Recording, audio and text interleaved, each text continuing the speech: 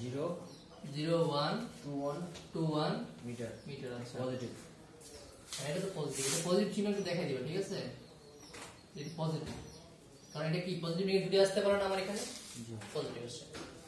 এখন দেখো যে তুমি এভাবে দেখবা আমার এই ডাটাটা এটা কি হয়েছে, চলে গেছে, এই ডাটাটা আমি কাজে লাগিয়ে ফেলছি। আর কি করছি আমি এই ডাটাটা কি করছি, আচ্ছা এগুলো কিন্তু আমি কাজে লাগিয়েছি ডাটাগুলো, এটা আর কি আর বাকি আছে ডাটা এখনো।